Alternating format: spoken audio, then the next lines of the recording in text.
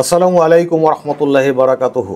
প্রিয় দর্শক শ্রোতা, আশা করি আপনারা ভালো আছেন। বাংলাদেশের ইঞ্জিনিয়ারিং সেক্টর আজকে আমি উপস্থাপন করছি থার্ড এপিসোড।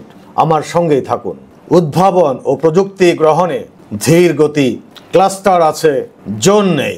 এ পেশায় নিয়োজিত সকল ব্যবসায়ীকে আমার অনুরোধ, আমার এই সিরিজটি দেখবেন, ফলো করবেন, শেয়ার করবেন, যাতে করে বাংলাদেশের ইঞ্জিনিয়ার ও সংশ্লিষ্ট প্রতিষ্ঠানগুলি উপকৃত হয়।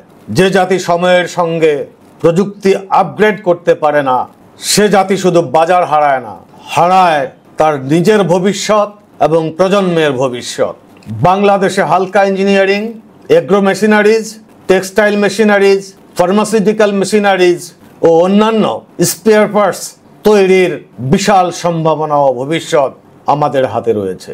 কিন্তু বগুড়া, যশোর ও নারায়ণগঞ্জে ক্লাস্টার থাকলেও স্থানীয় উদ্যোক্তাদের জন্য আন্তর্জাতিক মানের কোনো ইন্ডাস্ট্রিয়াল জোন নেই। ধীর প্রযুক্তি গ্রহণের ফাঁদ চলুন একটু দেখে নিই। নতুন সিএনসি মেশিন, রোবোটিক্স বা আইওটি ভিত্তিক প্রোডাকশন সিস্টেম নেওয়ার অনীহা এবং অযোগ্যতা আমাদের বড় সমস্যা। সিএনসি মেশিন আছে, কিন্তু 100% উৎপাদন করার নেই কোনো প্রযুক্তি অথবা জ্ঞান। দক্ষ জনবল ও নো হাওয়ের অভাব, স্পেয়ার পার্টস সহজে না পাওয়া, ট্যাক্স, এলসি ও পেমেন্টে নানাবিধ সমস্যা।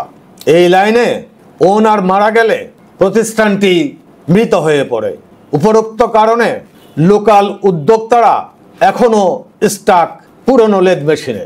ফলাফল হলো প্রোডাক্ট কোয়ালিটিতে কোনো কনসিস্টেন্সি নেই, থাকার কথাও নয়। তাই আন্তর্জাতিক বাজার কনফিডেন্স গড়ে উঠছে না।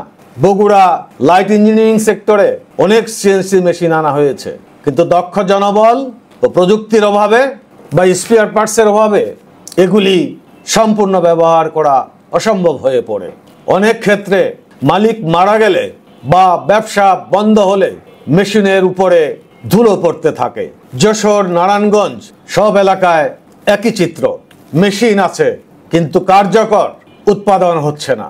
চলুন চীন ও ভারত থেকে কিছু অভিজ্ঞতা নেই। চীনে প্রত্যেকটি প্রভিন্সে স্পেশালাইজড ইন্ডাস্ট্রিয়াল জোন রয়েছে। রাষ্ট্রনীতি, র মেটেরিয়ালস ডিউটি ফ্রি ও জোন ভিত্তিক R&D সাপোর্টের জন্য প্রতিষ্ঠান রয়েছে।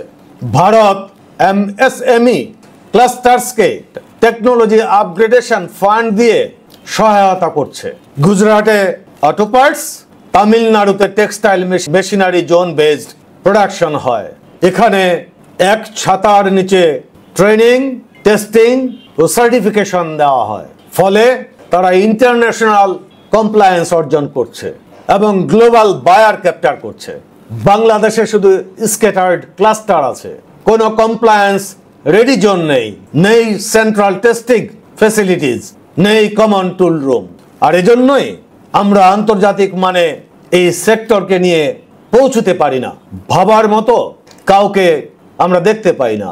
শুধু গার্মেন্ট সেক্টর দিয়ে আপনি যদি স্টেবল ডেভেলপমেন্ট খুঁজেন, সেটি আসলে খুবই ভয়ানক চিন্তা। আমি আগেই বলেছি, প্রতি বছর হাজার হাজার গ্র্যাজুয়েট ইঞ্জিনিয়ার বের হয়, তাদের 70%ই এমপ্লয়েবল নয়।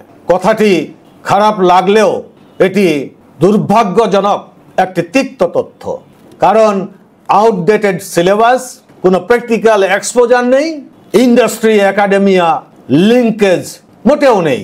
ফলে লোকাল ক্লাস্টারে ইনোভেশনের সুযোগ একেবারে শূন্য।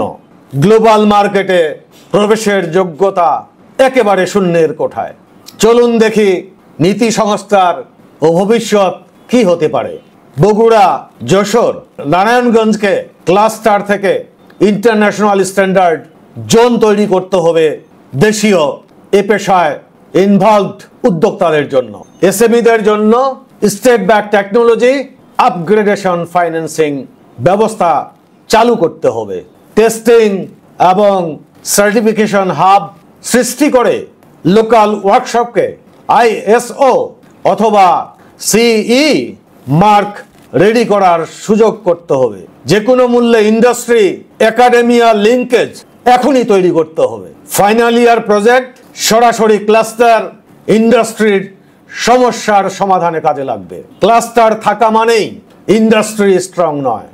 জোন তৈরি না করতে পারলে গ্লোবাল কমপ্লায়েন্স কখনোই আসবে না।